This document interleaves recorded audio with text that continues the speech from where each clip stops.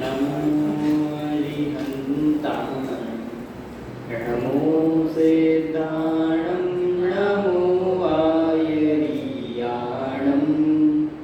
नमो वज्रायाणं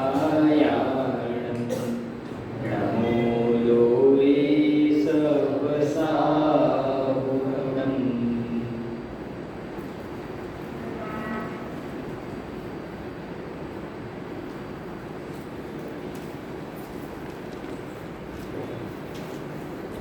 आज का अपना ये विषय दोपहर कालीन का क्रमबद्ध पर्याय, इस विषय पर अपनी क्लास चलनी है। क्रमबद्ध पर्याय क्या होता है, क्रमबद्ध पर्याय का स्वरूप क्या बताया गया है जैन धर्म में, और ये क्रमबद्ध पर्याय का सिद्धांत हमारे लिए किस प्रकार जीवन में उपयोगी है, हमारे लिए प्रैक्टिकल लाइफ में किस तरह से इसको हम अपना सकते हैं, इस विषय को हम यहाँ से देखेंगे। कौन से क्लास के सिलेबस में है ये क्रमबद्ध पर्याय? 9। तो आप लोगों ने पढ़ लिया? अच्छा, अभी नहीं था। और 10th वालों को तो आता ही होगा, पढ़ ही लिया होगा आपने। 20 पेज होते हैं सिलेबस में आपके? अच्छा, होती पूरी नहीं हो पाई थी, चलो मतलब पूरी ही सबको पढ़नी है। क्रमबद्ध पर्याय पुस्तक आप के आधार से, पुस्तक के आधार से चलता हो। चलिए, तो हम उसी पुस्तक के आधार से बात करेंगे। 6th वाले जो बच्चे हैं, 6th में 8th वाले जो हैं, आपने सुना है क्रमबद्ध पर्याय का नाम? सुना है? कहाँ सुना? किस जगह पे आता है? कहीं पे सुना हो? प्रवचन में सुना होगा। और बस प्रवचन में हमें विशेष रूप से गुरुदेव श्री के व्याख्यान में सीढ़ी में कई बार क्रमबद्ध पर्याय शब्द का नाम आता है। तो ये शब्द क्या कहता है, क्रमबद्ध पर्याय का स्वरूप क्या है, कोई एक लाइन में बताएगा? 10th वाले जिन्होंने 20 पेज पढ़े हैं तो इतना तो समझ ही गए होंगे कि एक लाइन में क्रमबद्ध पर्याय क्या कहता है। बोलो। क्रम से बधी हुई पर्याय क्या होता है उनका? क्रम से बधी हुई पर्याय का सब निश्चित है। यूँ हम ये कह सकते हैं कि जो होना है सो निश्चित है, केवल ज्ञानी ने पाया। ये कॉन्सेप्ट जो है, ये जो सिद्धांत है, इसी को क्रमबद्ध पर्याय कहते हैं।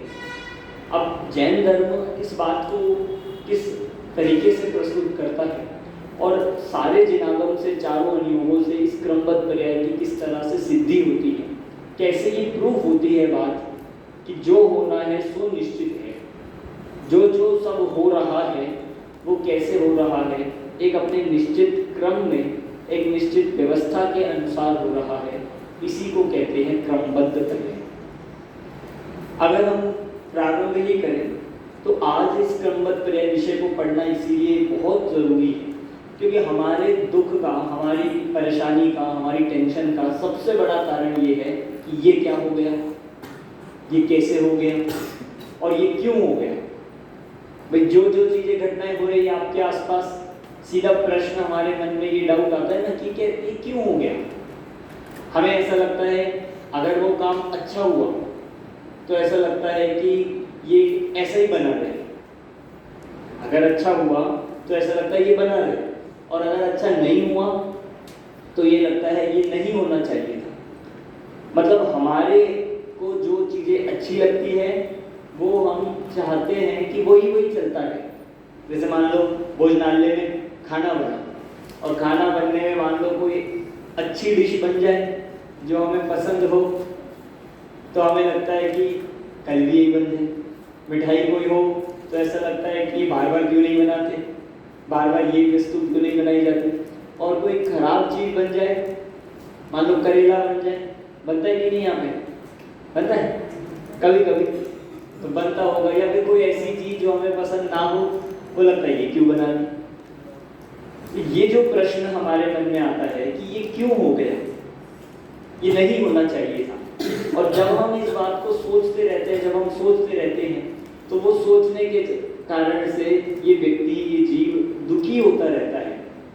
आप देखो ना, हमारे साथ में दिन भर में कितनी सारी घटनाएं होती, आप सुबह से लेके शाम तक या भी आप घर से आए हो, कभी किसी की ट्रेन लेट हुई होगी, किसी की जल्दी आ गई होगी, किसी का कोई सामान घर पे रह गया होगा, किसी को कुछ यहाँ पर आके याद आया होगा, कुछ लाना था, कुछ नहीं लाना था, ये सारी चीज़ें होती रहती है कि सड़क पर चलते हैं तो हमें और घटनाएं भी दिखती है, किसी का एक्सीडेंट हो रहा है, किसी की कुछ चीज़ टूट रही है, कुछ कभी खो जाता है, स्कूल में जाते हैं तो वहाँ पे रह जाता है, कोई चुरा लेता है।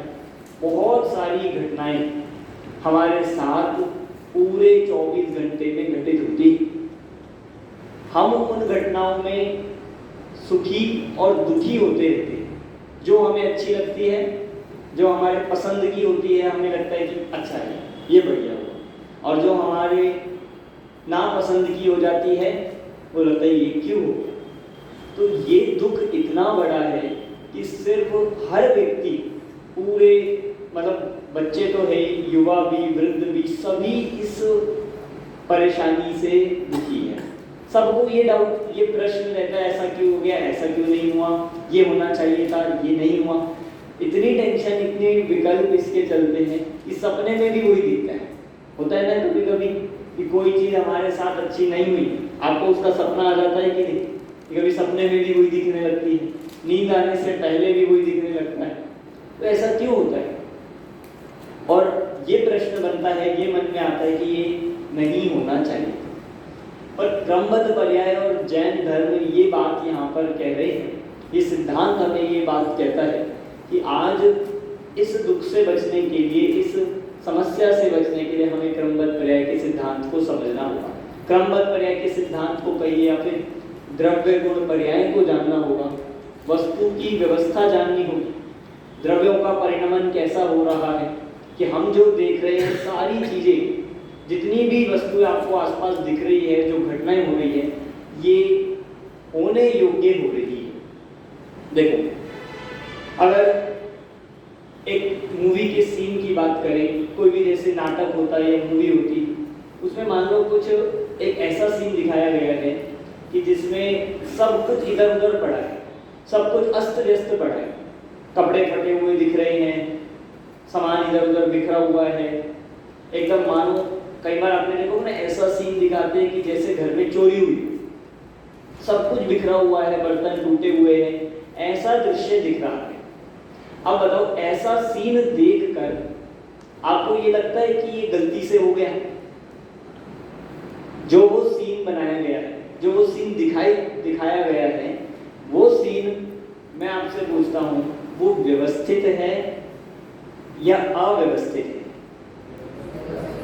व्यवस्थित का मतलब समझ रहे कि बिल्कुल एकदम मैनेज्ड है या अनमैनेज्ड है? कैसा है वो सीन? जैसे मान लो कहीं पे कपड़े पड़े हैं, कहीं पे बर्तन टूटे हुए पड़े हैं, तो वो सीन भी जब बनाया गया होगा तो कैसे बनाया होगा?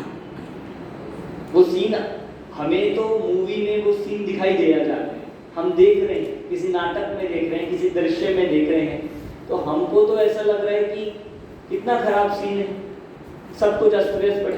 पर आप बताओ, वो सीन व्यवस्थित है या अव्यवस्थित है? कैसे कैसे कह रहे हो आप व्यवस्थित है? बोलो कि देखो, जो वो टूटा हुआ है, कुछ फटा हुआ है, कुछ गिरा हुआ है, वो प्लानिंग से हुआ है कि बिना प्लानिंग के? प्लानिंग से हुआ है ना। इसका मतलब सारा कुछ अव्यवस्थित दिखने वाला दृश्य भी पहले से स्क्रिप्ट में निश्चित है। एक स्क्रिप्ट लिखी जाती है मूवी की, नाटक की, और उस स्क्रिप्ट में ये भी लिखा था कि यहाँ पर आपको कपड़े फेंकने हैं, यहाँ पर आपको बर्तन फेंकने हैं, यहाँ पर ऐसे फैलाना है, ऐसा गंदा का सीन दिखाना है। और उन्होंने, जो नाटक बनाते हैं, जो डायरेक्टर होते हैं, उन्होंने उस सीन को बिल्कुल उस स्क्रिप्ट के अकॉर्डिंग ही दिखाया है। अब हमें दिख रहा है, हमने तो नहीं देखा पीछे क्या हुआ, कैसे बनाया गया, हमें तो वो सीन दिखाया गया और हमें क्या लग रहा है कि सीन बहुत कैसा है, अव्यवस्थित। पर वो बात अब हमें सोचनी चाहिए कि वो अव्यवस्थित दिखने वाली दृश्य जो नाटक है, वो भी क्या है, पूर्ण रूप से व्यवस्थित है। बस ऐसा ही हमारे लाइफ का सीन है, बस ऐसा ही हमारे साथ जगत में होने वाला परिणमन है। आपको ऐसा लग रहा होगा कि कितना खराब हुआ, हमें डांट दिया, हमें ऐसा बोल दिया, हमें सबके सामने इंसल्ट कर दिया, कितना खराब किया, हमें सबके सामने खड़ा कर दिया, तो आपको ऐसा लग रहा होगा कि ये अव्यवस्थित है, गलत हुआ। पर वस्तु के परिणमन में कुछ भी गलत और अव्यवस्थित होता नहीं है। वस्तु के परिणमन में कुछ भी गलत और अव्यवस्थित होता नहीं है। अव्यवस्थित दिखने वाली घटनाएं भी पहले से निश्चित है और व्यवस्थित है। अब देखो, मान लो जैसे कोई पहली बार थिएटर देखे, पहली बार मानो कोई बच्चा हो, उसने पहली बार मूवी देखी है, पहली बार नाटक देखा, तो वो तो अपनी मम्मी से पापा से शिकायत करता है कि कितना गंदा सीन दिखा रहे हैं। तो उसके पापा मम्मी उसको क्या समझाते हैं, क्या सिखाते हैं कि बेटा घबराओ मत, ये सीन पूरी तरह से बढ़िया हुआ। मतलब बढ़िया मतलब क्या है कि जैसा प्लान किया हुआ था वैसा ही हो। आपने नाटक किए होंगे ना, जैसे पहले कभी करते हैं नाटक, तो नाटक में कई बार ऐसा सीन दिखाया जाता है ना, कोई गरीब है, झोपड़ी है, टूटी फूटी झोपड़ी, इधर खाट पड़ी है टूटी हुई, उधर कुछ कपड़े पड़े हैं फटे हुए, और बिल्कुल गरीब जैसा सीन। तो वो सीन जब दिखाया जाता है, जब हम उसको करते हैं, तो आपको उसे करते हुए बिल्कुल ये लगता है कि क्या मैं गरीब हो गया। जो करता है रोल, उसको लगता है ना कि ये सीन है, ये दृश्य है, और जो हमें बिगड़ा हुआ सीन दिख रहा है वो सीन भी कैसा है, व्यवस्थित। मतलब हम तो ऐसा बोलते हैं कि कितना खराब हुआ, पर आप उस डायरेक्टर से पूछोगे मूवी के, तो वो तो क्या देखेगा, एकदम बढ़िया सीन, जैसा चाहा था वैसा हुआ, जैसा स्क्रिप्ट लिखी थी वैसा हुआ। तो बिल्कुल ऐसा ही संसार की घटनाओं का है हमारे साथ। आपके साथ जो जो चीजें हो रही, आप यहाँ से निकले और चलते चलते मान लो हमारी कोई चोट लग गई, एकदम हमें ये विकल्प आता है, ऐसा क्यों हो गया हमारे साथ, ऐसा नहीं होना चाहिए था, हमारे साथ ही ऐसा क्यों हुआ, आता है ना कई बार ये प्रश्न। तो आप सोचो, अगर हम क्रमबद्ध पर्याय को जानेंगे, यदि हम वस्तु स्वरूप के परिणमन को जानते हैं, तो हमें ये होने वाली आकुलता, ये होने वाला दुख, ये मिट सकता है। जब आपको ये श्रद्धांत, ये बात पता चल गई कि आपको ऐसा लग रहा था कि ये क्यों हो गया, पर जब हमें ये पता चला जो होना है सो निश्चित है, केवल ज्ञानी ने गाया। आप उसको बदल नहीं सकते, आप उसको फेरफार नहीं कर सकते हो। बस इस श्रद्धांत का नाम, इस सिद्धांत का नाम है क्रमबद्ध पर्याय। समझ में आ गई बात? कुछ सुना सुना सा लग रहा होगा 10th वालों को। तो ये जगत में दिखाने वाला या कहीं दिखने वाली अव्यवस्था भी पूर्ण रूप से व्यवस्थित है। इससे ये क्रमबद्ध पर्याय की सिद्धि, क्रमबद्ध पर्याय कहेंगे कि एक एक परिणमन, वस्तु का जो एक एक परिणमन हो रहा है वो क्या है, पूर्ण रूप से निश्चित भी है और व्यवस्थित। देखो कौन ये चल रहा है,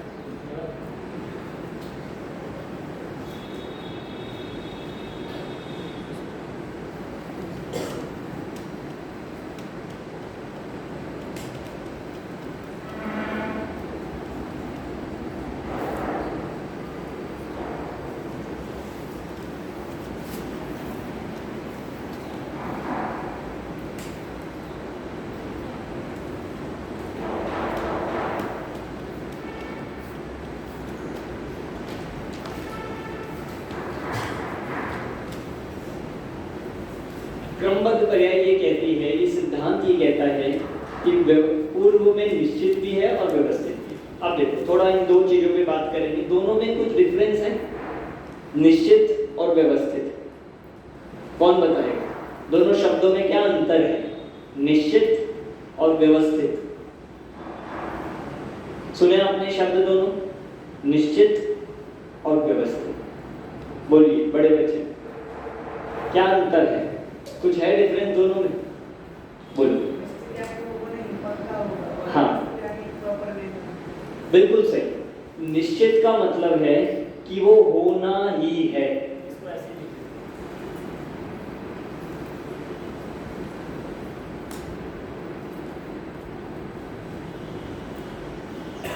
व्यवस्थित का मतलब है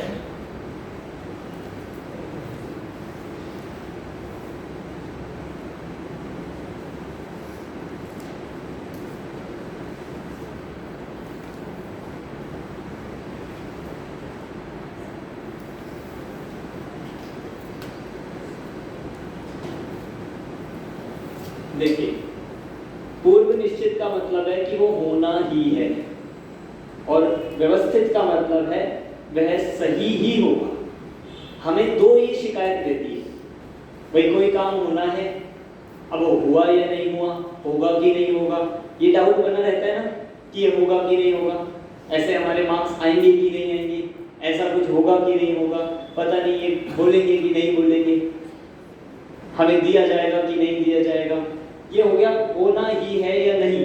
तो क्रमबद्ध पर्याय में पहली बात ये आती है कि वह पर्याय का परिणमन पूर्व से निश्चित है। जैसे मूवी में सीन होते हैं, जैसे नाटक होते हैं, दृश्य 1 दृश्य 2 ऐसे दिखाते हैं ना, सीन 1 सीन 2, तो कभी आपने ऐसा देखा कि सीन 1 के बाद सीन 5 आ गया हो?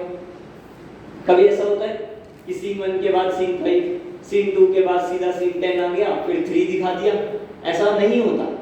वह सीन जो है मूवी में दिखाने वाले दृश्य है, या फिर पूरी स्क्रिप्ट हो, पूरी रीड हो, तो वो एक पूर्व क्रम से चलती है, निश्चित भी है और व्यवस्थित भी, पहले से वो डिसाइड हो चुकी है। कई बार हम जैसे कोई ड्रामा या नाटक देखते हैं तो उसमें ऐसा दिखाते हैं कि एंडिंग बाद में दिखाते हैं, एंडिंग पहले दिखा देते हैं और स्टार्टिंग बाद में दिखाते हैं, जो पास्ट में चलती है। तो हमको ऐसा लगता है कि एकदम से कैसे हो गया। आपने देखा होगा कई बार ऐसे, जैसे बाहुबली मूवी का नाम सुना आपने, बाहुबली देखी भी होगी, तो उसमें आपने देखा होगा जो बाहुबली 1 है वो बाद की स्टोरी है, और बाहुबली जो 2 है वो पहले की स्टोरी। तो गलती से हो गया होगा ऐसा, गलती से बन गई होगी कि बनाने चले होंगे 1 और बन गई 2, तो उन्होंने उसे 1 में दिखा दिया होगा ऐसा, और जो 2 थी वो लेट हो गई, ऐसा कुछ कि नहीं। हमें ऐसा लग रहा है कि वो उन्होंने ऐसा दिखाया तो गलती से, या हमें ऐसा डाउट होता है कि ऐसा कैसे हो गया। पर अगर आप डायरेक्टर से पूछोगे, अगर आप मूवी बनाने वालों से पूछोगे, तो उन्होंने इसी क्रम से लिखी थी, इसी क्रम से स्क्रिप्ट बनाई थी और इसी क्रम से शूट करा था, और फिर वो दिखाया गया। तो पूर्व में निश्चित भी थी और उसका एक क्रम भी है, ऑर्डर भी है।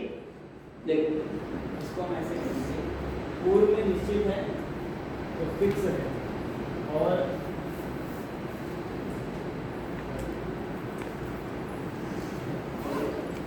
देखो अब ये दो शब्द और जोड़ लीजिए। निश्चित का मतलब होता है कि वह फिक्स है, जो सीन जब आना है तभी आएगा, आगे पीछे नहीं आ सकता। दूसरा व्यवस्थित है, अर्थात एक ऑर्डर में है, एक उस पर सिंक्रोनाइजेशन होता है, उसका एक क्रम होता है, किसके बाद कौन सा आना है, किसके बाद कौन सा। एक सेकंड का सीन, एक माइक्रो सेकंड का सीन भी क्या किया जाता है, निश्चित किया जाता है। इसका नाम है व्यवस्थित व्यवस्था। जब एक छोटी सी मूवी बनाने के लिए इतना व्यवस्था करनी पड़ती है, इतना प्लान करना पड़ता है, और वो इतनी बढ़िया तब बनती है, तो आप सोचो ये हमारी जो लाइफ चल रही है, ये लाइफ भी एक नाटक से कम नहीं है। नाटक है इसका नाम, नाटक समय सार जैसे बताया ना, उसी नाटक को यहाँ संसार के नाटक के जैसा बता दिया कि जैसे वहाँ पर एक एक पात्र आता है और अपना रोल करता है, ऐसे कह रहे हैं जगत में जितने द्रव्य है, संसार में जो भी द्रव्य है, उनका परिणमन एक निश्चित क्रम में और बिल्कुल फिक्स है, जिसे कोई बदल नहीं सकता है। समझ में आया क्रमबद्ध पर्याय का स्वरूप क्या है? अब देखो ये क्रमबद्ध पर्याय हमारे चारों अनियोगों से सिद्ध होती है, चारों अनियोगों से। अब हम सेकंड टॉपिक पे आ रहे हैं, इसके आगे कि चारों अनियोग से क्रमबद्ध पर्याय कैसे सिद्ध होती है। आप देखो प्रथमा नियोग सबसे पहले देखो, प्रथमा नियोग में क्या आता है, हमने सुबह बताया था आपको, कहानी आती है, महापुरुषों का वर्णन आता है, उसमें क्रमबद्ध पर्याय कैसे है, कोई बताएगा एग्जाम्पल कि प्रथमा नियोग के किसी एग्जाम्पल से ये बात निकल कर आए कि जो होना होता है वही होता है, उसे कोई बदल नहीं सकता। सोचिए, बहुत फेमस एग्जाम्पल होगा, चलो मैं बता देता हूँ, बता रहे हो, बोलिए, बैठे।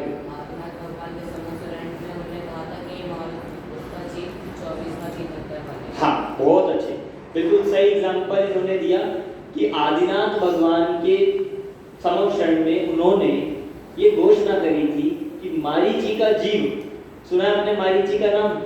8th वालों ने भी। मारीची का जीव क्या बनेगा? तीर्थंकर बनेगा। कौन से नंबर का बनेगा? 24वें नंबर का बनेगा। किसने बता दी थी ये बात? कितने साल पहले? कि लाखों करोड़ों साल पहले आदिनाथ भगवान ने बताई। अब मारीची जो था ना, वो थोड़ा सा बदमाश था।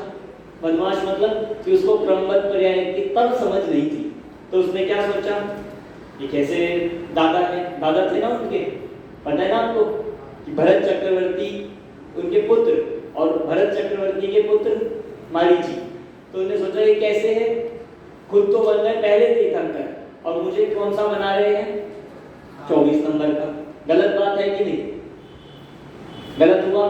तो उसने सोचा कि मैं इनसे पहले, ये 24वां कहते हैं, मैं दूसरे नंबर का बन के दिखाऊंगा। उसने ये सोचा और उसने उनका विरोध कर दिया। विरोध करने पर खुद बहुत पाप बंधन करके 363 मत चलाए। और क्या हुआ फिर उसका? क्या हुआ पता है आपको? कि वो फिर उन 363 मिथ्या मत चलाने के कारण से नरक में गया, कई बार तिर्यंच बना, कई बार कुत्ता बना, कई बार बिल्ली बना, बहुत सारे भव धारण करे और लास्ट में पहुंचता पहुंचता कहां पहुंचा? फिर शेर की अवस्था में पहुंचा, वहां सम्यक दर्शन हुआ और उसके बाद 9 भव बाद उसने तीर्थंकर पदवी को प्राप्त करके मोक्ष की प्राप्ति करी। अब आप सोचो हुआ क्या? वही हुआ ना जो आदिनाथ भगवान ने कहा था। क्या कहा था? कि 24वां बनोगे और ये बात हमने कह दी है।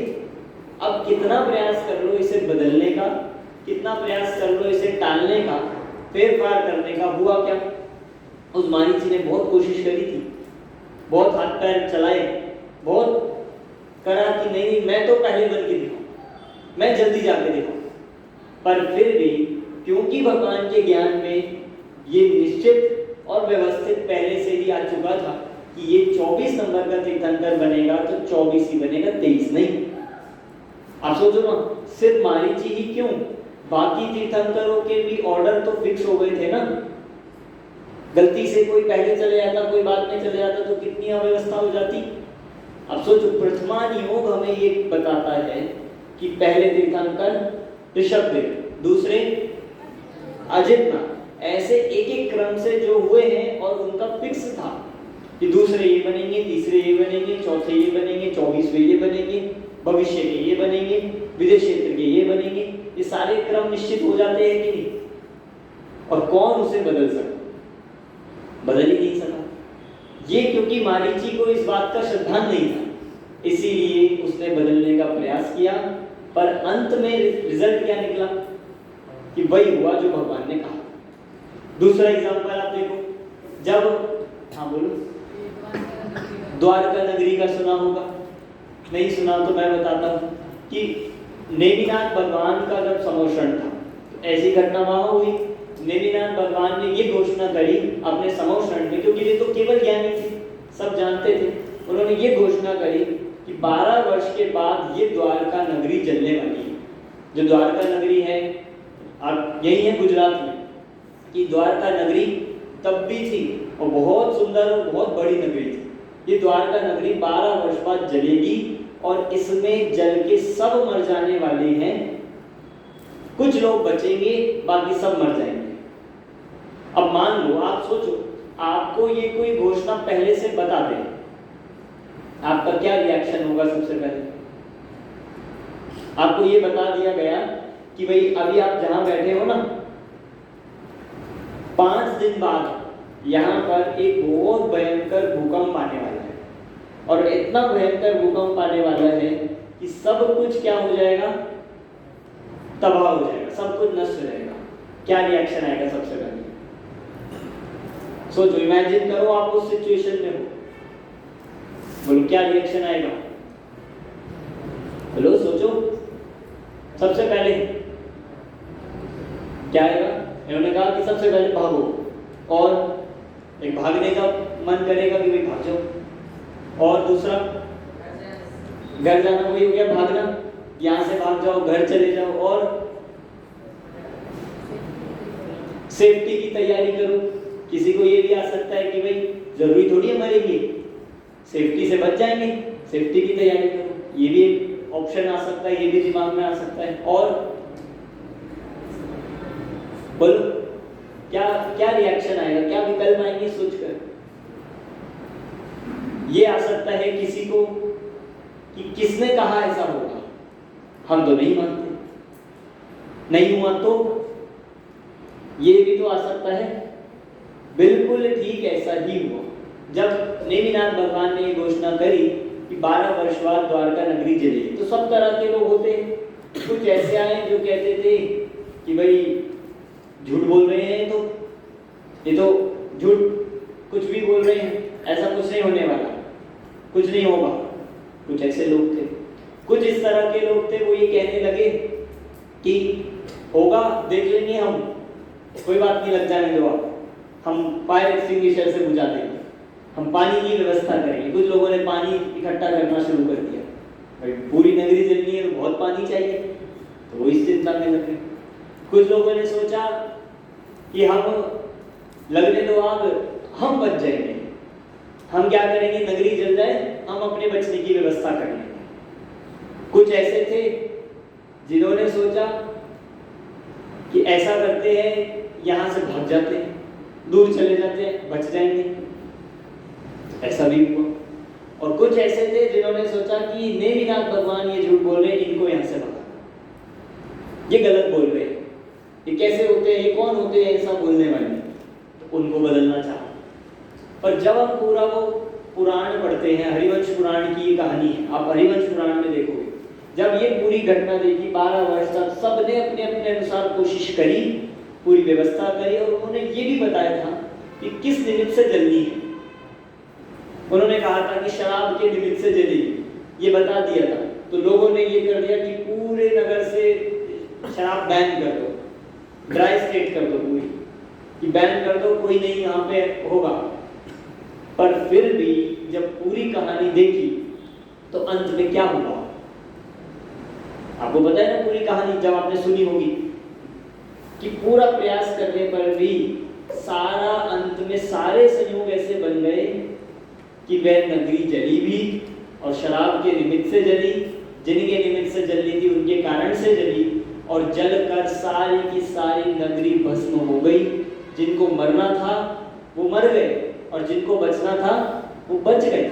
जो जो भगवान की वाणी में जैसा था तैसा देखा गया था, बोला गया था, वो वैसा का वैसा हूबहू हुआ, उसको कोई नहीं बदल सकता। अब आप सोचो कितने विकल्प हुए, कितनी टेंशन हुई, कितने हमने संकल्प विकल्प किए कि हम ऐसा कर देंगे, ऐसा कर देंगे, फिर भी क्या होता है। बहुत से जीव ऐसे भी थे जिन्होंने इस बात को सुनकर सम्यक दर्शन धारण कर लिया। बहुत से जीव ऐसे थे जिन्होंने इस बात को सुन के संयम अंगीकार कर लिया कि देख क्या है, समाधि ले ली बहुत से लोगों ने, तो कि जब मरना ही है और भगवान ने बता ही दिया तो समाधि पूर्वक मरण हो, धर्म ध्यान पूर्वक हो, तो उन्होंने ये भी काम किया, उनका कल्याण हो गया। तो आप सोचो, जो होना है सो निश्चित है, इसको बताने के लिए घटना प्रथमा नियोग की हमें दिखाई देती है। प्रथमा नियोग से सिद्ध होता ही, आप जितनी चीजें आप सोचो, प्रथमा नियोग की एक भी घटना आप ऐसी बताओ जो बदली हो।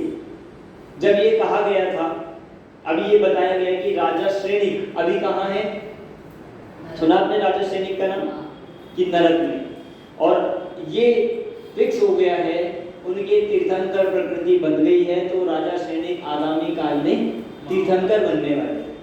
तो किसी को इसमें डाउट या हम शंका करें तो क्या वो बदल जाएगी चीज? नहीं बने तो उन्हें नरक में अच्छा लगने लग गया तो ऐसा होता है कि नहीं, वहां से आयु पूरी होगी, मरण होगा, और आगामी भव में जन्म लेके वो मनुष्य बनके तीर्थंकर बनेंगे। और फिक्स है, आप कितनी सारी पास्ट टेंस की और कितनी सारी भविष्य की ऐसी घटनाएं पढ़ लो, फिर भी सबसे ये सिद्ध होगा, ये निश्चित, ये निकल कर आता है निष्कर्ष कि जो होना है वही होकर रहेगा। दूसरा आते कर्णानियोग पे। कर्णानियोग क्या बताता है कि कर्म का, परिणामों का, गणित का, 3 लोक का वर्णन। तो कर्णन योग से भी क्रमबद्ध तरह की सिद्धि होती है। कर्णन योग में ये बताया गया कि आपको पता है 6 महीने 8 समय में कितने जीव मोक्ष जाते हैं? 608। तो वो 608 जाने हैं, कौन जाने ये भी फिक्स हो गया होगा? कौन जाने ये भी फिक्स हो गया होगा? ज्यादा जा सकते हैं क्या? कम जा सकते हैं क्या? नहीं जा सकते। कर्णन योग ने जब ये कह दिया, ये वर्णन आ गया कि 608 जीव मोक्ष जाएंगे, और वही 608 जाएंगे जिनका टाइम आया है, जिनकी काल अवधि आ गई है, तो वही जाते हैं, कोई उनमें फेरफार होता नहीं है। और बहुत सारे ऐसे कथन कर्णन योग के हमें मिल जाएंगे जिनसे ये बात सिद्ध होती है कि जो द्रव्य का परिणमन होना है, जिस जीव का जैसा परिणमन होना है वह होकर ही रहेगा, उसे बदल नहीं सकता। तीसरा, चरणन योग पे आओ। चरणन योग ये बताता है जैसे पानी में कितने जीव, अनछने पानी की एक बूंद में कितने जीव बताते हैं कि जो सामान्य रूप से साइंस या फिर मोटे मोटे रूप से बताया जाता है कि 36,450। वैसे तो असंख्यात होते हैं, बहुत सारे होते हैं, पर एक एक जीव, उसमें जो वस्तुएं हम खा रहे हैं, जो अभक्ष्य वस्तुएं होती है, जो पदार्थ खाने योग्य नहीं होते हैं, जो अमर्यादित वस्तु होती है, वो कब खराब हो जाएगी, उसकी कितनी मर्यादा है, उसमें कितने समय के बाद जीव उत्पन्न होने लग जाएंगे, हमें पता है मर्यादा कब। जैसे पानी होता है, अंतर्मुख बाद वो उसमें जीव उत्पन्न होने लगते हैं, अन्य और वस्तु की अन्य अन्य मर्यादा। तो ये सब चरणन योग बताता है और ये बिल्कुल फिक्स है। आप ऐसा मत समझना कि भाई नहीं थोड़ा लेट हो जाएगा, थोड़ा जल्दी हो जाएगा, कि नहीं, बिल्कुल जैसा चरणन योग में एक एक वर्णन बताया गया है वो कैसा है कि पूर्ण रूप से फिक्स है, व्यवस्थित है। और द्रव्यान योग देखो, द्रव्यान योग में द्रव्य के गुण और उनकी मर्यादाएं, कितने द्रव्य होते हैं?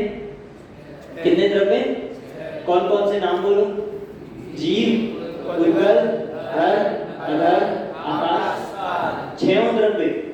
आपको बताना आपके आसपास कौन कौन से द्रव्य हैं? कौन कौन से द्रव्य? सोच समझ के बताना, आपके आसपास कितने द्रव्य दिख रहे हैं आपको? बोलो। 6 हैं, दिख रहे हैं? 6 दिख रहे हैं? बताओ कैसे? जीव दिख रहा है? जीव नहीं दिख रहा, क्या दिख रहा है? उद्गल, उद्गल दिख रहा है। फिर धर्म, ये जो हम धर्म कर रहे हैं ये धर्म है? यही धर्म है? नहीं, कौन सा धर्म है? ये जो पूजन करते हैं वो धर्म? यह धर्म मतलब धर्म द्रव्य है, और वो धर्म द्रव्य सभी द्रव्यों को गमन करने में, चलने में सहायक होता है, वो धर्म है। दिखता है क्या कि नहीं दिखता? अधर्म, अधर्म द्रव्य किसे कहते हैं? कि जो ठहरने में निमित्त हो, रुकने में, जीव और उद्गलों को जो गमन कर रहे हैं उनको रुकने में जो निमित्त बनता है, सहायक होता है, वो कौन होता है? अधर्म द्रव्य। और फिर आकाश, आकाश कहाँ है? ये जो ऊपर दिखता है वो नहीं है वो आकाश। फिर क्या है वो? कौन सा द्रव्य है वो ऊपर जो दिखता है? कि आकाश तो हर जगह है। आकाश मतलब अवगाहन, कि जो सभी द्रव्यों को रहने का स्थान दे वो कहलाता है आकाश द्रव्य। और वो आकाश द्रव्य सर्वत्र है, कोई भी ऐसी जगह नहीं है जहां पर आकाश द्रव्य ना हो। तो जो ऊपर दिख रहा है वो नीला नीला होने से पुद्गल की एक अवस्था है, पर जहां स्पेस है उसका नाम आकाश है। और लास्ट कौन सा? काल। काल का मतलब घड़ी, कि घड़ी देखना मतलब काल द्रव्य कि नहीं? काल का मतलब है परिणमन, जो 6 द्रव्यों को परिणमन करा रहा है, जो परिणमन में सहायक होता है, वो कौन सा द्रव्य है? तो ये 6 द्रव्य हमारे आसपास है। आप अपने हाथ पे ऐसे लोगे ना, हाथ यूं, इस हाथ पे ही यहाँ पर 6 द्रव्य है। कैसे?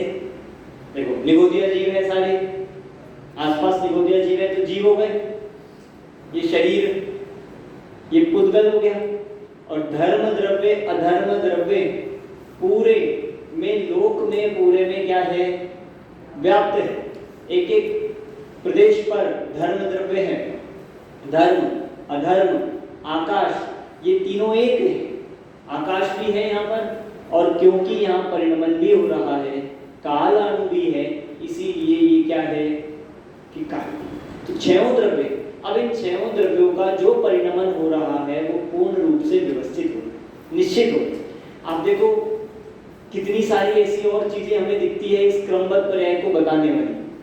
एक एग्जाम्पल आपने सुना होगा, और नहीं तो देखो, जैसे आपने देखा कि जिसको जहां जैसे हमें यहाँ पे आप सोचते हो कि हमने जन्म लिया, आपने किसी ने उत्तर प्रदेश में जन्म लिया, किसी ने मध्य प्रदेश में जन्म लिया, किसी ने महाराष्ट्र में लिया होगा, किसी ने गुजरात में। तो आपने पहले डिसाइड किया था कहाँ जन्म लेना है, किया था किसी ने? पहले बता रहे होगा किसी को, नहीं हमको तो यहाँ ही लेना है, ऐसा किया था कि नहीं? जहाँ जन्म होना था वहीं पे ये जीव सारे संयोग ऐसे बनते हैं और वहीं पे ये आत्मा गमन करके पहुंच जाती है और जन्म हो जाता है। ऐसी मरण भी होता है।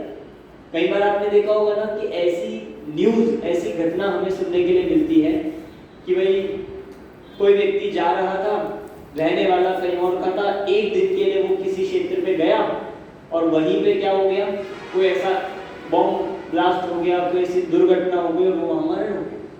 अपने घर से हजारों किलोमीटर दूर जाने पर भी सोच भी नहीं सकते कि उसका मरण वहां होगा, पर फिर भी ऐसे देखा जाता है कि वहां मरण हो जाता है। ऐसा दिखता है कि नहीं? तो ऐसे घटनाएं से, ऐसे जन्म मरण से तो लेकर सारी घटना हमें ये बात बताती है कि जो होना है सो निश्चित, उसे बदल नहीं सकते। उसे बदलने का प्रयास करना, उसे बदलने में फेरफार करना, ये क्या है? सिर्फ अपनी कल्पना है। आपने जिस घर में जन्म लिया वो फिक्स था। जो आपके माता पिता बनने थे, आपने डिसाइड करे थे क्या पहले कि हमको ऐसे माता पिता चाहिए, हमको इस भाषा में जन्म लेना है? किसने पहले बोला था? कुछ भी नहीं, पर एक फिक्स था, उसी में जन्म हुआ, गलती से कुछ नहीं हुआ। जैन धर्म ये कहता है, ये सिद्धांत ये बताता है कि कुछ भी गलत होता ही नहीं। आपने एक वाक्य सुना होगा, जो होता है अच्छे के लिए होता है। सारा जगत में ऐसा बोलते हैं ना कि जो होता है अच्छा ही होता है, अच्छे के लिए होता है। पर जैन धर्म क्या कहता है कि जो होता है वो अच्छा हो या ना हो, पर होने योग्य होता है। लिख लीजिए आप, जो होता है वह अच्छा हो या ना हो, पर होने योग्य अवश्य होता है। कुछ भी ऐसी घटना, ऐसी चीज नहीं होती है जो हमें ऐसा लगता है कि ये नहीं होना चाहिए, ये नहीं होना, और हो गया। इसीलिए ये क्रमबद्ध पर्याय सिद्धांत हमें इस बात को सिखा रहा है, इस चीज को बताता है कि जो होता है वह होने योग्य होता है, अच्छा और बुरा कुछ नहीं होता। चलो जैसे मान लो बारिश हो रही, बारिश होना अच्छा है कि बुरा है? बारिश होना अच्छा है कि बुरा है? बोलो। अच्छा है, बहुत अच्छा है। तो होती रहे बारिश, अच्छा है। पानी भर गए पूरे में, अच्छा है। अब आप कह रहे नहीं, अभी आप कह रहे अच्छा है। बारिश होना अच्छा लगता है, पर कई बार बहुत ज्यादा होने लगे या किसी के कुछ ऐसा व्यापार हो, ऐसी फसल हो जिसको उसमें बारिश नहीं चाहिए ज्यादा, तो उसको क्या लगती है? खराब लगती है। हमें अच्छी लग रही है, और सर्दियों में बारिश हो जाए तो क्या लगती है? तो बहुत खराब लगती है। तो अच्छा या बुरा ये सिर्फ और सिर्फ क्या है? हमारी कल्पना है। हम उसे अच्छा या बुरा मानते हैं, सिर्फ कहते हैं। वह तो जो हुआ बस वो हुआ। अब आप उसको अच्छा मानोगे वो आपकी प्रॉब्लम है, आप उसे बुरा मानोगे ये हमारी समस्या है। वस्तु से पूछो, वस्तु का परिणाम देखोगे तो जैसा होना होता है वैसा ही होता है। समझ में आ रही है बात? बस इसका नाम है क्रमबद्ध पर्याय। देखो शब्द कैसे बना है क्रमबद्ध पर्याय।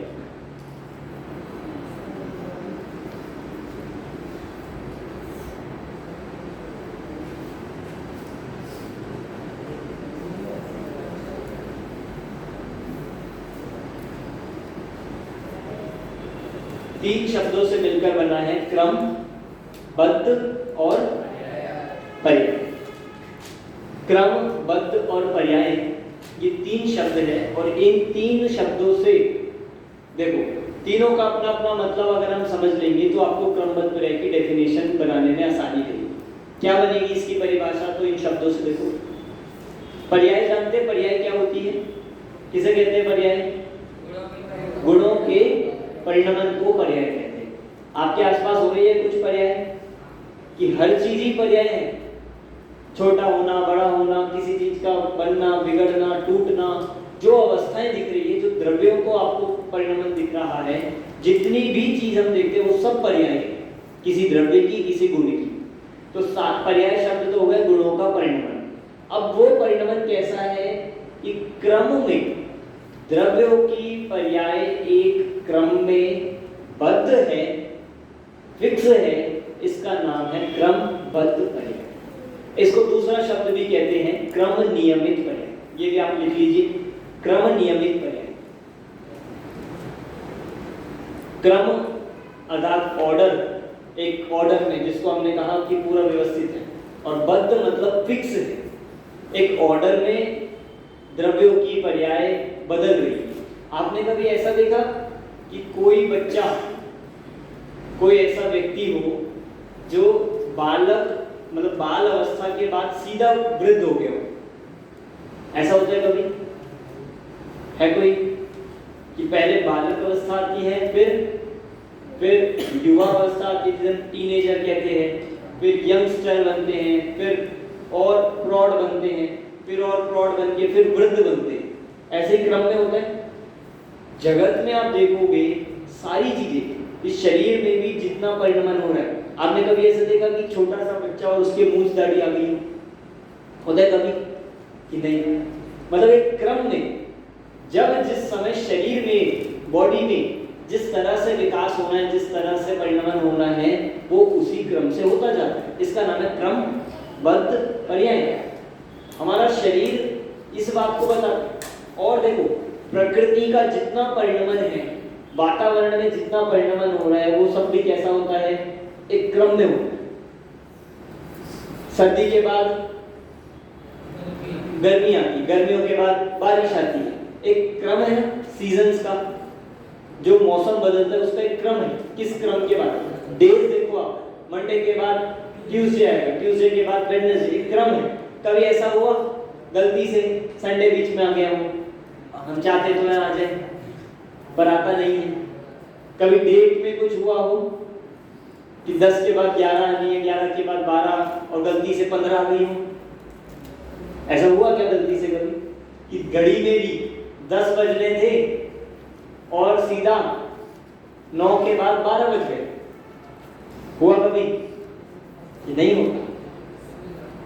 ऐसा जो प्रकृति का परिणमन है, वातावरण में जो चेंजेस हो रहे हैं, जो नेचुरल चीजें हैं, वो भी आप देखोगे एक ऑर्डर में पूरी तरह से परिणमन कर रही है। कोई फेरफार नहीं कर सकता, कोई बदल ही नहीं सकता। आप बदलने का प्रयास करके देखो, एक बार करके देखो कि हम चाहते हैं कि संडे के बाद मंडे ना आए, फिर से सैटरडे आए। क्या करें हम सब मिलकर? एक पिटीशन निकाल दे, सब लिख दे, साइन कर दे, पूरे हॉस्टल के बच्चों से साइन करवा दिया जाए। क्या कि संडे के बाद सैटरडे आना चाहिए, मंडे नहीं आएगा। अब क्या करें कि बिल्कुल उसको प्रिंट करवा के जगह जगह छाप दें, न्यूज़पेपर में छपवा देते हैं।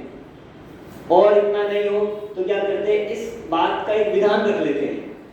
एक विधान करेंगे, पूजा कर देंगे तो क्या हो जाएगा? हो जाएगा ऐसा। क्या करना है आपको कि संडे के बाद क्या लाना है?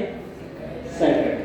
अब बताओ आप कितनी जाप की जाए, कितना विधान किया जाए, कितने उसके नारे लगाए जाए, एक रैली निकालेंगे तो हो जाएगा?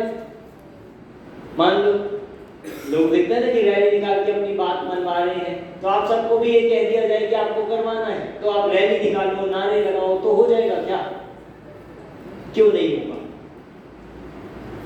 हम कितनी जाप करें, कितना विधान करें, कितना कुछ कर ले, सब मिलकर जोर जोर से भी चिल्लाएं, फिर भी होगा क्या? कि आएगा वही, इस संडे के बाद मंडे ही आएगा। एक ऑर्डर है ना, उसका एक क्रम है, आप उसे बदल ही नहीं सकते। उसको बदलने का विचार करना ये अपनी मूर्खता है, ये अपना दुख है और कुछ नहीं है। आप कितना प्रयास करो उससे हाथ में कुछ भी लगने वाला नहीं। ये तो एक एग्जाम्पल दिया, आप ऐसे कोई भी चीज बदलने का प्रयास कर लो। कुछ लोगों को ये होता है बच्चों को कि हम बहुत जल्दी बड़े हो जाए, बहुत जल्दी बड़े हो जाए। कैसे हो गए बड़े, क्या कर सकते हैं उसके लिए? या आप सोचो छोटे से बच्चा है कि भाई उसके मूंछ दाढ़ी लगा दे, बड़ा हो जाएगा उससे। क्या आप मूंछ दाढ़ी भी या कभी लगाओगे तो ड्रॉ ही तो कर सकते हो, या आर्टिफिशियल लगा दोगे। पर आप नेचुरल देखोगे प्रक्रिया, तो जिस एज में जब आना होता है तभी आता है। जितना हमारी बॉडी में विकास होना है, हाइट बढ़नी है, हेल्थ बढ़नी है, वो कब बढ़ेगी? कि जब उसका अपना टाइम आता है। अगर आप ये बात स्वीकार कर लोगे, ये बात एक्सेप्ट कर लोगे, समझ जाओगे, तो हमारे जीवन में शांति और सुख है। और नहीं तो आप सोचते रहो, परेशान होते रहो, शिकायत करते रहो कि ऐसा क्यों नहीं हुआ, हमारे साथ ऐसा क्यों नहीं हो रहा, होना चाहिए, अभी होना चाहिए। देखो उनको, कि ऐसा सोचने विचारने से कुछ भी होने वाला नहीं। इसीलिए जन्म भी निश्चित है और मरण भी निश्चित है। और जन्म से लेके मरण तक के बीच की सारी जो घटनाएं, बीच में भी जितने चेंजेस, जितने परिणमन होने हैं छहों द्रव्यों के हमारे शरीर में, जीव में, वो सब क्या है? पूर्व से निश्चित है। अब जब आपको मान लो कुछ चीज पता लग जाए, जैसे मैंने आपको एग्जांपल दिया ना, भाई भूकंप का आ जाए आपको घोषणा, तो अब बहुत टेंशन हो सकती है। और कुछ जीव टेंशन फ्री भी हो सकते हैं कि भाई हमने तो जान लिया, पता चल गया कि ऐसा होना है। अब आपको क्या बदलने का प्रयास करना, क्या उसमें विकल्प करना? विकल्प करने का फायदा क्या है? हमारे सोचने से कुछ होगा क्या? कुछ नहीं होगा। भाई जैसे क्लासेस होती है ना, फर्स्ट के बाद सेकंड आएगी, सेकंड के बाद थर्ड आएगी, थर्ड के बाद फोर्थ, ऐसे क्रम से बढ़ेगी। कोई सोचे कि नहीं सीधा हम 10th में पहुंच जाए, या हम कोई स्किप कर दें, या हम 2 क्लास छोड़ के सीधा पहुंच जाए, ऐसा तो होने वाला नहीं है। निश्चित क्रम में ही घटनाएं घटती हैं, बस इसका नाम है क्रमबद्ध। ये जैन धर्म का सबसे बड़ा और सबसे इंपॉर्टेंट सिद्धांत है। बाकी धर्म तो क्या सिखाते हैं कि तुम ऐसा कर दो बदल जाएगा, तुम ऐसा चले जाओ वहां पे ये प्रसाद चढ़ा दो, ये कर दो, ये पूजन कर दो, ये ऐसा कर दो, बदल जाएगा। पर जैन दर्शन क्या सिखाता है कि आपको कुछ भी बदलने का, कुछ भी फेरफार करने का, विकल्प भी करने की जरूरत नहीं। जो होगा वो कैसा होगा? अच्छा होगा कि होने योग्य? होने योग्य। हमें क्या करना है कि होने योग्य होता है, इसलिए होनी को स्वीकार करना है। होनी को स्वीकार करना मतलब कि जो हो रहा है उसको एक्सेप्ट करना। सारी प्रॉब्लम एक्सेप्ट करने की है। हो तो वही है जो होना है, पर हम एक्सेप्ट नहीं कर पाते, हमें अच्छा नहीं लगता। हम सोचते पहले हो जाए, बाद में हो जाए, नहीं हो, ऐसा नहीं होना चाहिए था। तो उसको एक्सेप्ट जितना हम करेंगे, जितना अपने जीवन में इसको सुधार करेंगे, उतना जल्दी हम सुखी हो सकते। देखो एक बार की बात है, एक तपस्वी थे। तपस्वी मतलब मान लो एक साधु तो नहीं थे, बस एक ज्ञानी थे और सामान्य पुरुष थे। ज्ञानी होने के साथ साथ वो क्या कर रहे थे? वो एक चौराहे पर, अपने घर के बाहर एक चौराहे पर, ध्यान से सुनना ये कहानी, एक चौराहे पर किसी की अर्थी सजा रहे थे। अर्थी सजाना समझ है? वे उसके कोई मरण की तैयारी कर रहे थे, अर्थी की पूरी तैयारी कर रहे थे। वहां से एक व्यक्ति निकला और वो व्यक्ति, एक लड़का आया वहां से निकला और उसने देखते ही पूछा कि अरे आप क्या कर रहे हो, क्या बना रहे हो? तो उसने कहा, उस व्यक्ति ने कहा जो अर्थी सजा रहा था, कि मैं अर्थी सजा रहा हूं। उसने कहा किसकी? उसने कहा मैं अपने पुत्र की अर्थी सजा रहा हूं। किसकी अर्थी सजा रहा था? पुत्र की। तो वो व्यक्ति बोला, वो जो था ना, पूछ रहा था जो क्या क्या कर रहे हो, वो उसके पुत्र का फ्रेंड था। उसके पुत्र का फ्रेंड था। तो उसने कहा आप कैसे पिता हो, आप अपने बेटे की ही क्या कर रहे हो कि मरण की तैयारी कर रहे हो, ये तो गलत बात है, ऐसा तो नहीं करना चाहिए था, वो मेरा फ्रेंड है, आप कैसे उसे मार सकते हो। तो उस व्यक्ति ने कहा कि उस वृद्ध व्यक्ति ने कि देखो मैं मारने की तैयारी नहीं कर रहा, पर एक मुझे अवधि ज्ञानी से ये बात अभी मालूम पड़ी है कि कुछ दिन बाद या मतलब कुछ देर बाद मेरे पुत्र की मृत्यु होने वाली है, कुछ देर बाद ही मेरे पुत्र की मृत्यु होने वाली है, ये मुझे पता चल गया है और मैं इसीलिए क्या कर रहा हूँ, उसके मरने की तैयारी कर, क्योंकि वो ये चाहता था कि मैं नहीं चाहता कि भाई उसकी जैसे मृत्यु हो और वो शरीर बहुत समय तक रखा रहे। आपको पता है ना, उस शरीर को बहुत समय तक रखने में उसमें क्या हो जाते हैं, जीव उत्पत्ति हो जाती है। तो उसने कहा मैं चाहता हूँ कि अंतर्मूर्त के अंदर ही क्या हो जाए, सब उसका क्रियाकर्म हो जाए जिससे जीवों की हिंसा ना हो। पर वो सामने जो लड़का था वो बोला कि आप ये ठीक नहीं कर रहे, जब आपको पता चल गया है कि आपके पुत्र की मृत्यु होनी है तो आप उसे बचाते क्यों नहीं हो। तो उसने कहा कि अभी मेरा पुत्र शहर गया है व्यापार करने, धन कमाने वो शहर गया है और जैसे ही वो यहाँ पर आएगा उसकी मृत्यु हो जाएगी। तो उसको कहा कि देखो वो मेरा दोस्त है, मैं उसे मरने नहीं दूंगा, मैं फटाफट अभी शहर जाऊंगा और क्या करूंगा, उसको बचा लूंगा, मरने ही नहीं दूंगा। ठीक है, फिर ऐसा हुआ। अब वो फटाफट से वो उसका मित्र निकल पड़ा शहर की ओर। अब उस समय क्या होता था कि गाड़ियां तो थी नहीं, तो बैलगाड़ी लेकर गया। अब बैलगाड़ी पे वो जाता है और फटाफट से वो अपने मित्र के पास पहुंच जाता है। वो मित्र वहां मिलता है उसको शहर में। अब वो उस मित्र को बताता नहीं कि ऐसे ऐसे तुम्हारी मृत्यु होने वाली है और ये वो, बस उसे कहता है कि तुम चुपचाप मेरे साथ चलो। ठीक है, वो उसके साथ चलता है, पर वो क्या करता है कि बिल्कुल जैसे बैल आगे बंधे होते हैं पीछे गाड़ी होती है, तो क्या करता है कि इसको ऐसा करता हूं, बैल से दूर बिठाता हूं। उस साधु जो थे वो वृद्ध पुरुष थे, उसके जो पिता थे, उन्होंने ये बात और कही थी कि इसकी मृत्यु होनी है और कैसे होगी कि बैल के सींग से इसकी मृत्यु होनी है, ये और बता दिया था, इसको बताया। तो इसने सोचा अब और कोई साधन तो नहीं है, तो इसने क्या किया, उसको बैलगाड़ी लेके गया और चुपचाप से उसको बिठा लिया और बहुत सावधानी से उसको बिठाया। पर बिठाया कैसे, जैसे इस तरह बैल का मुंह होता है, पीछे गाड़ी होती है, तो उसने क्या किया, उसको उधर मुंह करके बिठाया, किधर, उस साइड मुंह करके, कि उसने सोचा बैल से जितना दूर रखेंगे उतना अच्छा है, क्योंकि भाई वो चाहता नहीं था कि किसी भी कीमत पर मृत्यु। अब उसने ऐसे किया, खुद बीच में बैठ गया, आगे बैल है, इस तरफ चल रहे हैं और उसको उस तरफ मुंह करके बिठा दिया, चल रहा है अच्छे से, और बिल्कुल अपने गांव के निकट आ गया, बिल्कुल मानो अपनी गली के बाहर आ गया। गली के बाहर आते ही उसने सोचा कि देखो कर दिखाया ना मैंने, आप कह रहे थे कि बैल के सींग लगने से मृत्यु होगी और मैं ले आया सही सलामत, देखो झूठ बोल रहे थे वो, अब जाके उनको बताऊंगा। एकदम जैसे वो मोड़ पर आए, वहां पर गड्ढे के कारण से एकदम गड्ढा आया और उस गड्ढे के कारण से क्या हुआ, वो बैल एकदम से रुका। बैल में ब्रेक तो होते नहीं, तो बैल ने एकदम अचानक से झटका मार के रोका, क्योंकि तेजी से आ रहे थे। वो तो रुक गया, पर उस बैलगाड़ी के पीछे जो बैलगाड़ी आ रही थी वो अचानक से नहीं रुक पाई, और नहीं रुक पाई क्योंकि पीछे बैल थी अगली वाली बैलगाड़ी की, और उसके सींग आ गए थे, और सबसे पीछे कौन बैठा था, वो उसका मित्र।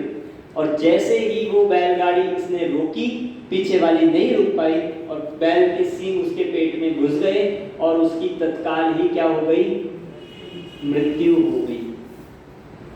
अब वो देखता हुआ बहुत उदास हुआ उसका मित्र, और लेके गया फिर उसके पिता के पास। वो बोले आ गए तुम, तो बोले हाँ। आपको कैसे पता चला ये, भाई वो अब उसको थोड़ा थोड़ा लगने लगा कि भाई जैसा इन्होंने कहा था वैसे ही हो गया, कि आपको कैसे पता चला ये। तो उसने कहा कि मुझे अवधि ज्ञानी मुनिराज ने ऐसा ऐसा बताया था और मुझे इस बात पे पक्का भरोसा था कि कुछ ना कुछ करके कैसे ना कैसे इसकी बैल के सींग से मृत्यु होगी ही होगी और ये मरेगा और कुछ समय बाद मर गया। इसलिए वो बिल्कुल ज्ञानी थे, तो कोई रोना धोना नहीं, कोई आकुलता नहीं, क्योंकि भाई बदल कोई सकता नहीं था।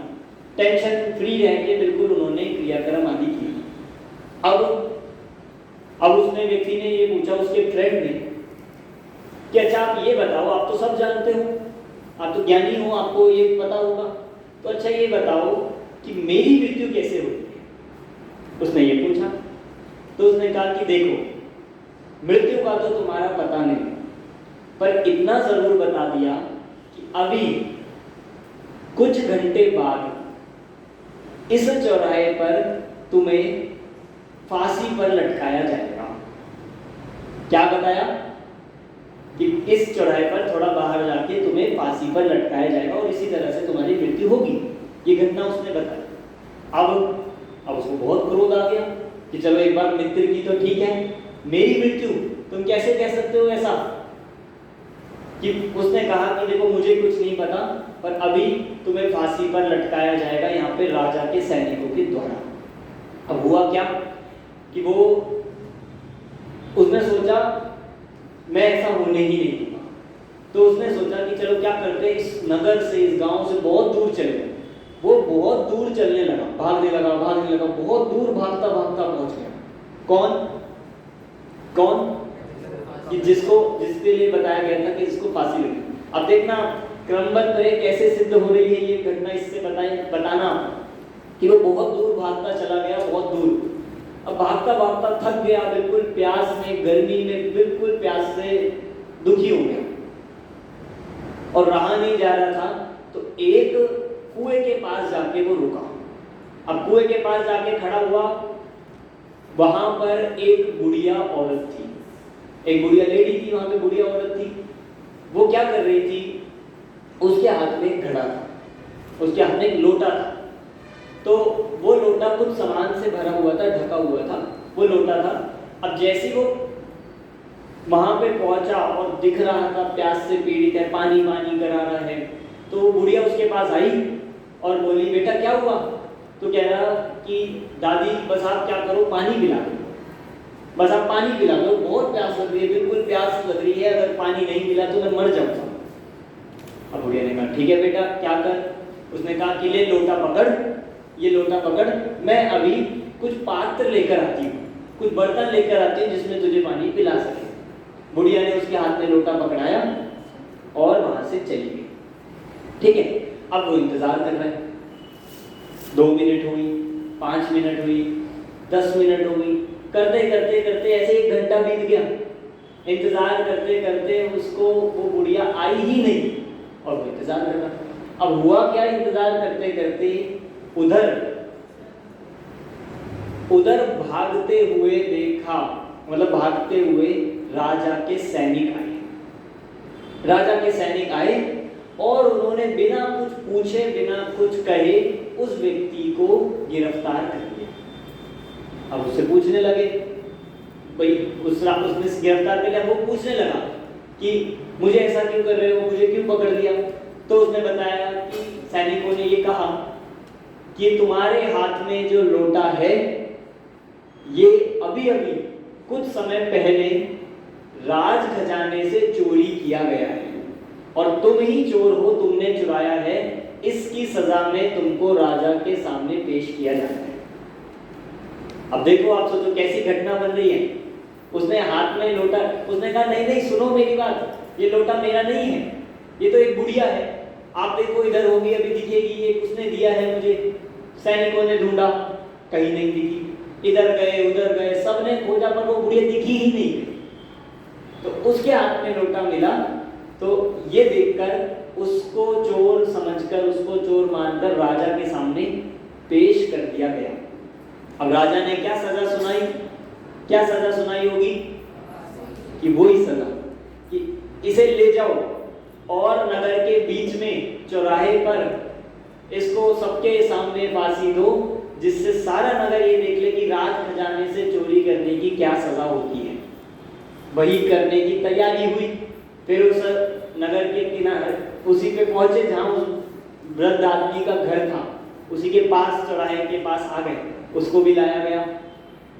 तो उसने कहा, जैसे मरने वाले की एक अंतिम इच्छा पूछी जाती है ना, तो उसने कहा मुझे बस इन व्यक्ति से एक बार बात कर लेने दो। जो व्यक्ति थे ना, उसके पिता, उसके फ्रेंड के, उनसे बात कर लेने दो। उनके पास वो गया, उनसे पूछा, उनको पूछा कि उन्हें पूरी घटना उसने सुना दी कि ये तो गलत हो रहा है, मैंने चोरी नहीं की, मैं चोर नहीं हूं।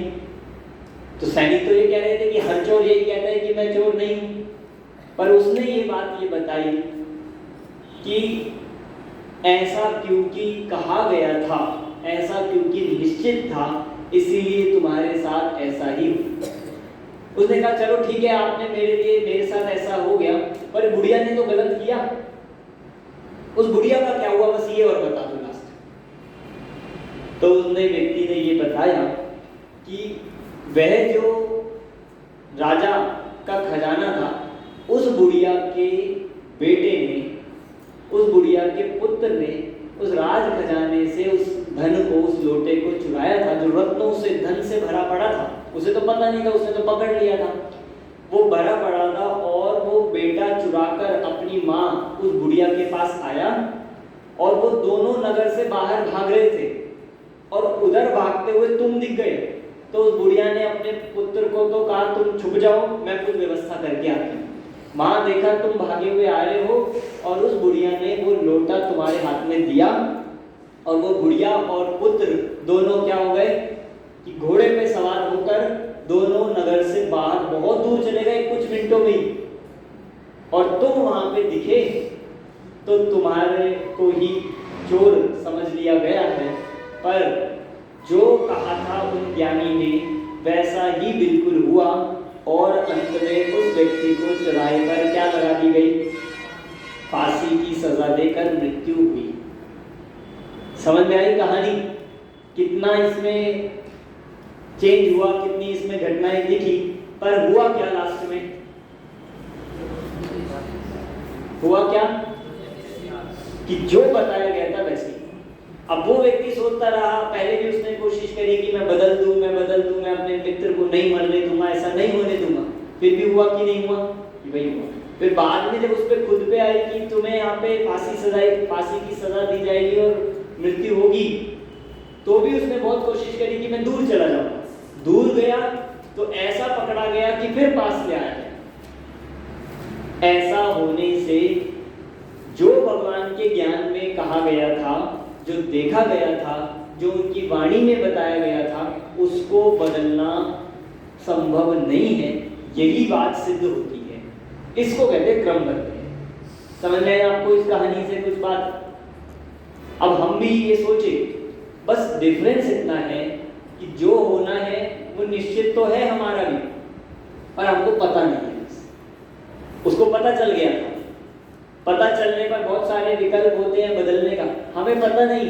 तो पता नहीं होने पर हमको ऐसा लगता है कि हम ऐसा कर देंगे, हम ऐसा कर देंगे, हम बदल देंगे, हम उन्हें ठीक कर देंगे, हम उन्हें समझा देंगे, हम ऐसा नहीं होने देंगे। पर हमें ऐसा सोचने पर सिर्फ और सिर्फ दुख ही, अशांति ही हाथ आती है, कुछ भी रिजल्ट नहीं निकलता है। इसीलिए ये बात हमें स्वीकार करनी होगी कि द्रव्यों का परिणमन पूर्व में निश्चित भी है और व्यवस्थित भी है। समझ में आ रही है बात? बस इस सिद्धांत का नाम क्या है? क्या सिद्धांत है ये? क्रमबद्ध पर्याय। ये बहुत महत्वपूर्ण सिद्धांत है। इससे कैसे हम शांति और निराकुलता अपने जीवन में ला सकते हैं, क्योंकि आए दिन हमारे साथ ऐसी घटनाएं, ऐसी चीजें होती रहती है जो हमें पसंद नहीं आती, जिसको हम बदलना चाहते हैं, जिसमें हम हस्तक्षेप करना चाहते हैं, फेरफार करना चाहते हैं, जिसको हम जल्दी करना चाहते हैं, पर ऐसा होता नहीं। कितने बच्चों ने ऐसा सोचा था कि भाई छुट्टियां थोड़ी और बढ़ जाए? सबने सोचा था ना कि कोई ऐसी अनाउंसमेंट आ जाए, कोई नोटिस आ जाए, जल्दी ना आना पड़े। हमने सोचा था, पर नहीं होता है। कई बार हमने सोचा नहीं होता और ऐसा हो जाता है। भाई हमें लग रहा था कि आज स्कूल है, पर एकदम कुछ घंटे पहले या एक रात पहले क्या नोटिस आ गया कि कल की क्या है? छुट्टी। तो हो जाता है कि लॉकडाउन लग गया एकदम से, तो कितने दिन की छुट्टी हो गई? सालों की छुट्टी हो गई। आपने सोचा था कभी? तो हमारे सोचने से क्या होता है? आप सोचो, हम सोचते रह जाते हैं, हम ये विकल्प करते रहते हैं, ऐसा हो जाए, ऐसा हो जाए, ऐसा नहीं हो, पर होता क्या है कि जो होने योग्य होता है वही होता है। हमें इस बात को एक्सेप्ट करना होगा और ये बात स्वीकार करना, इसका नाम सम्यक दर्शन है। ये सम्यक दर्शन का कारण है। जो इसको मानेगा, जो इसको स्वीकार करेगा, जो होना है सो निश्चित है, केवल ज्ञानी में गाया है, इस पर श्रद्धा करना, बस इसका नाम सम्यक दर्शन है। एक एक द्रव्य की पर्याय, एक एक द्रव्य का परिणमन पूर्व क्रम में निश्चित है, पूर्व वह नियोजित है, कुछ भी गड़बड़ नहीं होती, कुछ भी अव्यवस्था नहीं होती है, सब चल रहा है अपने क्रम से। अब उसको मान ले तो अच्छा है, नहीं माने तो होगा तो वही जो होना है। आपको कभी ये शंका होती है कि भाई आज सूर्य उदय नहीं हुआ तो क्या होगा? गलती से सूरज उड़ना रह जाए, क्या कि सूरज उदय ना हो, लेट हो जाए, कभी लेट हुआ, कभी लेट नहीं होता, कभी अस्त सनसेट जल्दी हो जाए, लेट हो जाए, कभी ऐसा होता है कि नहीं? आपने देखा होगा जैसे ये वेदर फोरकास्टिंग होती है, जितना समय बताया जाता है ना, न्यूज़पेपर में आ जाता है सूर्य उदय, सूर्य जिस समय लिखा होता है, जिस समय बताया होता है उसी समय होता है, कभी आगे पीछे नहीं होता कि भाई हम सोचे कि भाई हम तो उठ गए, पता नहीं चला सूरज उठा कि नहीं उठा, आज सूर्य उदय हुआ कि नहीं हुआ, ऐसा कभी नहीं होता। प्रकृति का जितना परिणमन है वो कैसा है, पूरी तरह से व्यवस्थित है। वो पेड़ पौधे जो बढ़ रहे हैं, कब किसको कितना बड़ा होना है, आप देखोगे एक पेड़ पे अलग तरह के पत्ते, अलग अलग तरह के कलर, पहले वो थोड़े येलो दिखते हैं, फिर ग्रीन होते हैं, फिर डार्क ग्रीन हो जाते हैं, फिर रेडिश होने लगते हैं, फिर सूख जाते हैं, फिर टूट जाते हैं। कौन करता है ये सब? कौन जा कर एक पत्ते में कलर करता है? कौन इतने पेड़ पौधों में, फूलों में कलरिंग करता है? कौन भरता है? कौन ये सारी प्रकृति के परिणमन को करने वाला है? कोई नहीं करता। इसका मतलब स्वयं से हो रहा है और पूरी तरह से व्यवस्थित होता है, कुछ भी गड़बड़ नहीं होती है। बस इसका नाम है क्रमबद्ध पर्याय। इसकी और हम कल की क्लास में और आगे की बात करेंगे कि इस क्रमबद्ध पर्याय को समझकर अब हमें सेकंड डाउट ये आता है कि फिर तो हम क्या करें? जब सब कुछ निश्चित है तो हम कुछ नहीं करें? हमारे हाथ में कुछ नहीं है क्या?